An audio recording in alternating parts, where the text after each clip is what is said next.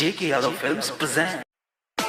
अगर आप भी चाहते हैं कि कदर जवानी का मजा सबसे पहले आपको मिले तो दोनों घंटा को दबाकर पहले गरम कीजिए और बाद में लहंगा के भीतर उंगली डालकर असली जगह पर हिलाना ना भूलें। लहंगा उठा के सब्सक्राइब करो। लहंगा उठा के सब्सक्राइब करो।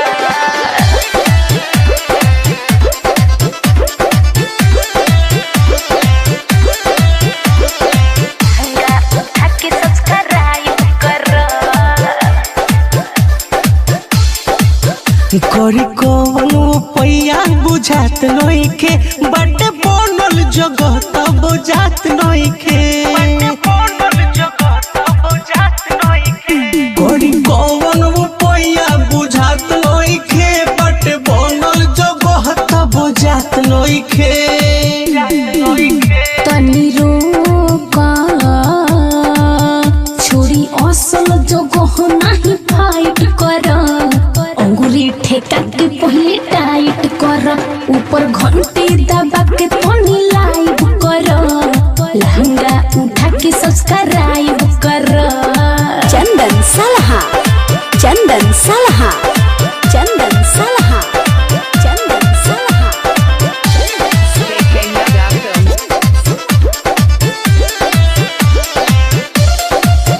ऊपर घंटी दबा के तनी लाइव कर। लहंगा उठा के सब्सक्राइब कर।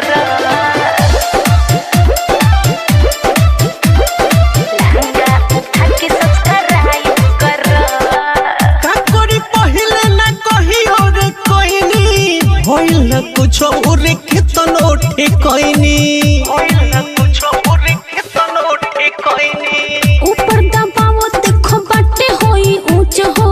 जगह पर अपने से जाई पहुंच हो। तनी बूझा शुरू 1 2 से कके 4 5 कर।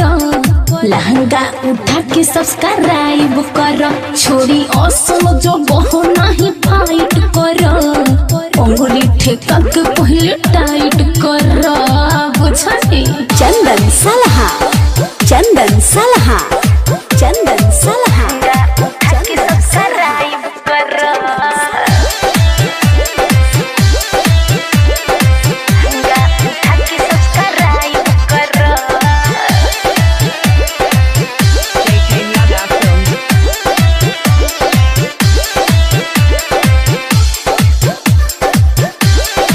लहंगा उठा के सब्सक्राइब कर। कदन सेंड बोला भइल कि ना हो सच बताओ सही गोइल कि ना हो। बारो तू डाल दिले फाइल में दूसरे। आहिरे दादा लागे खून देव पोखरे। हटाऊ उठा नहीं ऊपरे से बबलू डराइव कर। लहंगा उठा के सब्सक्राइब कर। छोड़ी असल जगह नहीं फाइट कर। अंगुली ठेका के पहले टाइट कर। करी कौन पैया बुझात नइखे बटे बनल जगह त बुझात नइखे। करी कौन पैया बुझात नइखे बटे बनल जगह त बुझात नइखे। तनी रोका छोड़ी असल जगह नहीं फाइट कर। अंगुली ठेका के पहले टाइट कर। ऊपर घंटी दबा के तनी लाइव कर।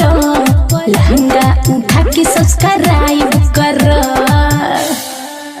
JK Yadav Films